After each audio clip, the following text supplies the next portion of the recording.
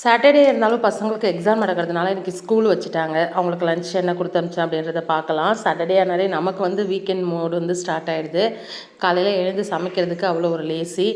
ஆனால் இட்லி சுட்டிருந்தேன். பசங்களுக்கு இட்லினா ரொம்ப பிடிக்கும். அதுவே லஞ்ச் கொடுக்குறீங்களான்னு அவங்க கெஞ்சி கேட்டதுனால நமக்கும் வேலை ஈஸி தானே அப்படின்னு சொல்லிட்டு இட்லியே பேக் பண்ணிட்டேன். இதுக்கு தொட்டுக்கிறதுக்கு கார சட்னி பண்ணியிருந்தேன். பூண்டு சட்னி அப்படின்னு சொல்லலாம். நிறையா பூண்டு, தக்காளி, அப்புறம் காஞ்ச மிளகா காரத்துக்கு கொஞ்சோண்டு புளி போட்டு அரைச்சினா நல்லா சூப்பராக டேஸ்ட்டாக இருக்கும். இந்த ஜில் ஜில் கிளைமேட்டுக்கு வந்து இந்த மாதிரி சூடாக காரமாக சாப்பிட்டா சூப்பராக இருக்கும். அந்த காம்பினேஷனில் தான் இன்றைக்கி எத்தனை இட்லி சாப்பிட்டோன்னே தெரியாமல் சாப்பிட்டுட்டு இருந்தோம். அது பசங்களுக்கு லஞ்சுக்குமே பேக் பண்ணிவிட்டு ஸ்நாக்ஸுக்கு வந்து பச்சை வாழைப்பழம் இருந்தது. அதை வச்சுட்டு அதுக்கு கூட வந்து கொய்யாப்பழம் இருந்தது. அதையுமே கட் பண்ணி எடுத்து வச்சாச்சு. இன்றைக்கி வந்து சிம்பிள் எம்மி லஞ்சு கூட ரொம்ப ஹெல்த்தியான ஸ்நாக்ஸ் அப்படின்னு நான் நினைக்கிறேன். நீங்கள் என்ன நினைக்கிறீங்கன்னு கமெண்ட் பண்ணுங்கள்.